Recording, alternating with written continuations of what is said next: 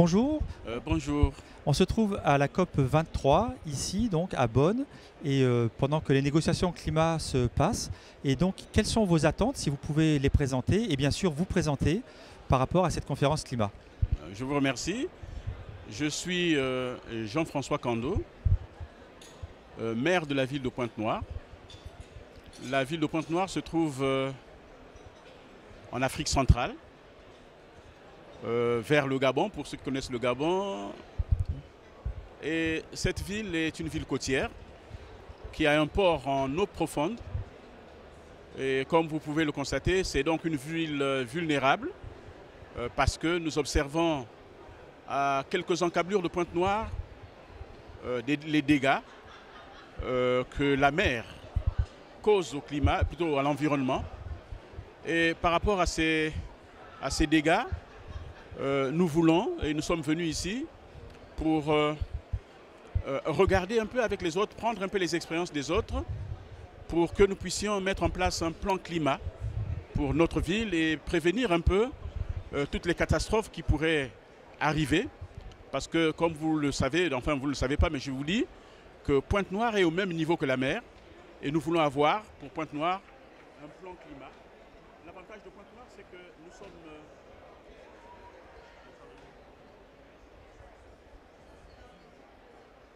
Ah, c'était fermé? Oui. Waouh! Faut tout refaire là? Ah non, vous l'avez fermé encore. Ah, c'est moi qui l'ai fermé? Eh oui. Waouh! Oh là là, sorry. C'est pas grave, ça arrive. Ben, Ça arrive.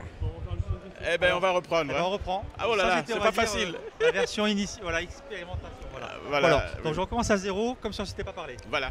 Ah tiens, faut pas que je touche. Voilà, faut pas. Le bouton il doit être vers le haut. Oui, Alors, oui. sinon, moi je vais vous donner mon truc à moi. C'est ce que je fais parce que ça m'arrive aussi. Oui. Ce que je fais, c'est que je mets mon doigt là quand je parle et je fais comme ça. Oui, Parce oui. que là, je le pousse vers le haut. Regardez, ouais, je l'appuie. Et puis pop. Et je suis sûr de ne pas l'oublier. Ah. Parce que tout le temps on fait ça. On est Oui. des humains. Hein. Oui. Et là où moi je le mets, vous voyez. Ah, il faut voilà. que je le mette peut-être. Voilà, comme ça vous faites ça. Et Ça là va, vous êtes ça sûr va, de ne pas bouger. vous m'écoutez? Très bien. C'est excellent. Excellent. Alors on la reprend. Je vous connais Voilà. pas, j'arrive. Voilà. Ah. Voilà. Bonjour. Nous Bonjour, sommes, cher ami. Voilà, bonsoir. Nous sommes ici à la COP 23, donc pendant que les négociations climat se passent, vous, qui êtes un acteur, un gouvernement local, quelles sont vos attentes et puis qu'est-ce que vous voudriez faire vous-même pour vos activités ici à Bonn? Bon, mais je vous remercie. Je me présente. Je suis Jean-François Cando, maire de la ville de Pointe-Noire. Pointe-Noire est une ville du Congo-Brazzaville. C'est la deuxième ville du Congo. Elle est peuplée de près d'1,5 million habitants. C'est une ville côtière avec un port en eau profonde. Une ville donc vulnérable. Et nous sommes arrivés ici pour regarder avec les autres quelles sont les synergies qu'on peut mettre en place. D'abord, pour que Pointe-Noire ait un plan climat adapté à sa situation, parce que aujourd'hui, nous observons à quelques encablures de Pointe-Noire les dégâts causés par l'érosion maritime.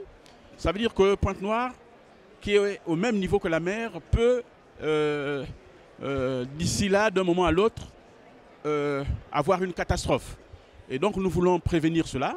C'est pourquoi nous sommes venus ici à la COP 23, d'abord pour rechercher l'expertise qui nous permettra de mettre en place un plan climat adapté. Et là, nous avons trouvé des villes pilotes comme Dakar, Grand Bassam, avec qui nous avons conféré, et des villes avec lesquelles nous pouvons travailler en synergie pour nous aider à concevoir ce plan climat. Et nous comptons beaucoup sur un partenariat comme celui que nous pouvons avoir avec la francophonie, hein, pour nous aider à obtenir les financements nécessaires.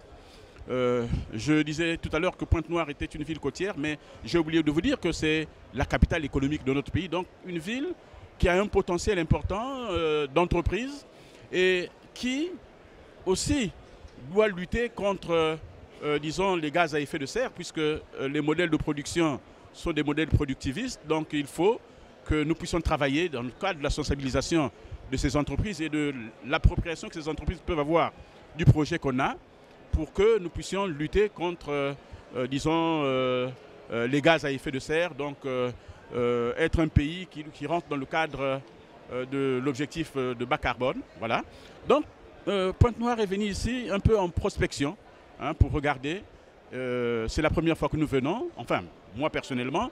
En 2000, l'année dernière à Marrakech, mon prédécesseur était là et moi dans la foulée je suis ici, mais pour rechercher à mettre en place ce plan, ce plan climat et rechercher quelques financements à travers les mécanismes du genre francophonie, du genre CGLUA, du genre AIMF, hein, Association des maires francophones, pour que nous puissions d'abord commencer par renforcer les capacités des personnes qui devraient concevoir ce plan et lancer la ville de Pointe-Noire dans la réduction des gaz à effet de serre. Alors merci, vous avez parlé de la francophonie. Vous étiez tout à l'heure d'ailleurs dans un des side events, des événements organisés par la francophonie.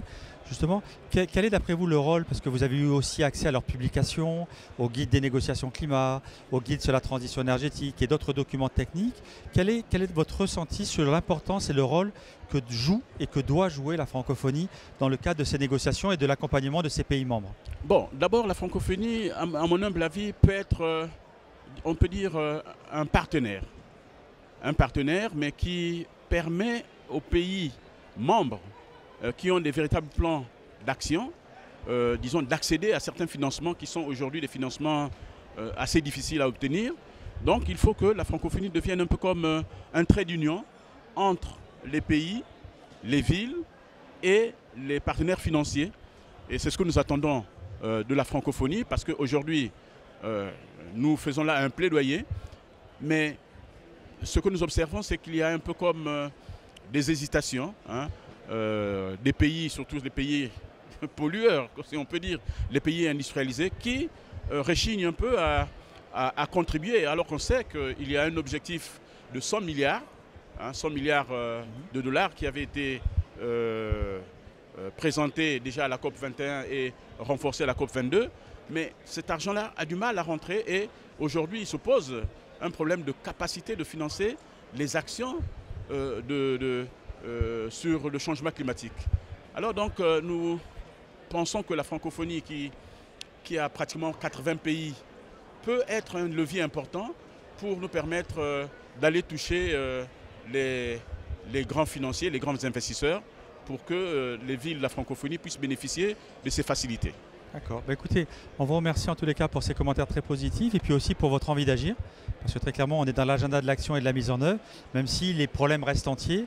Et puis on ne peut que souhaiter bon courage et bon vent à Pointe-Noire en espérant que vous puissiez mettre en place cette vision que vous voulez pour votre ville. Merci beaucoup. Merci. Merci.